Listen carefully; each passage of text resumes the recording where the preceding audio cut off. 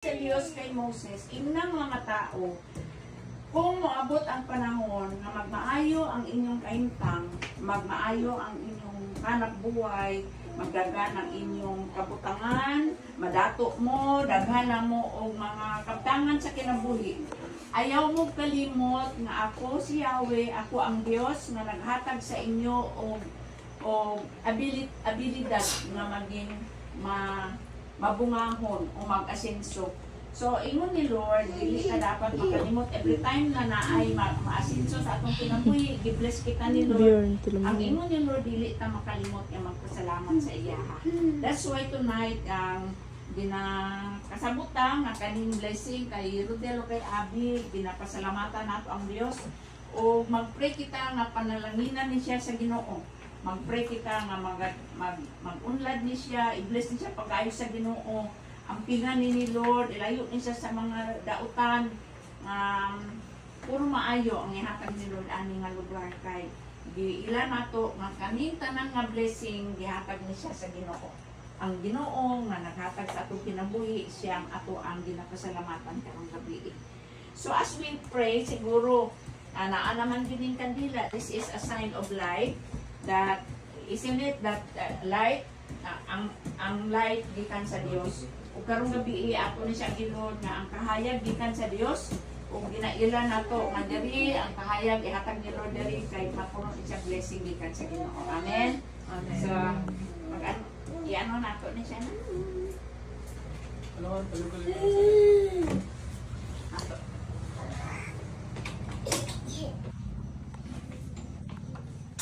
ano ko pa dito patron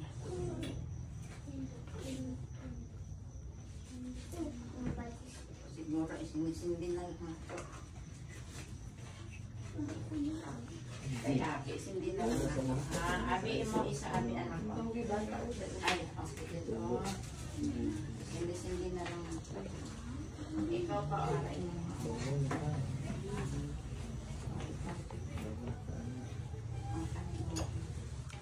kuya. Ang dali na sa. Kaya sa loob na. Parang ano. Ay, may bata na dito. So, wala naman siguro na, no? Okay na. Ha? Ay, siguro pa na. Okay.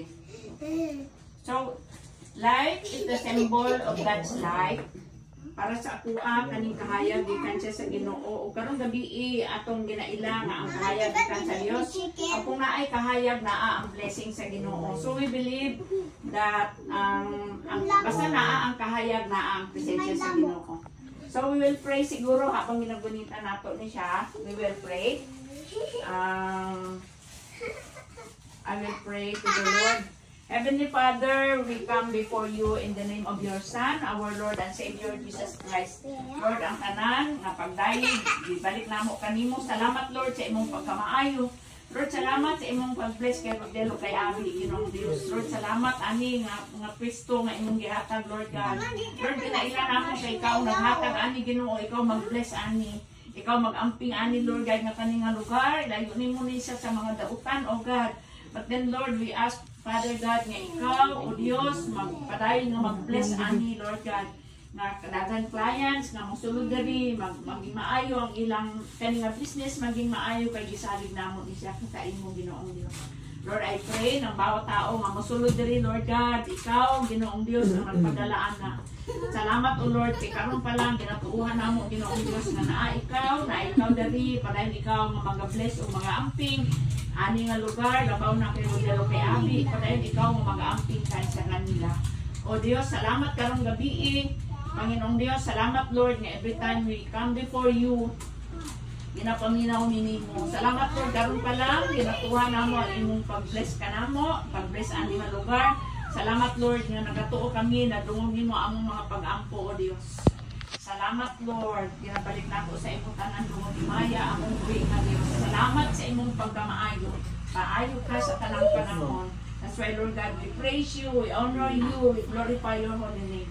Padayon ikaw mag-bless kay Rodel o kay Abby, Ginoo, sabi na ang tibok pamilya, Ginoo. Lord, as we gather tonight, bless each one of us, O God.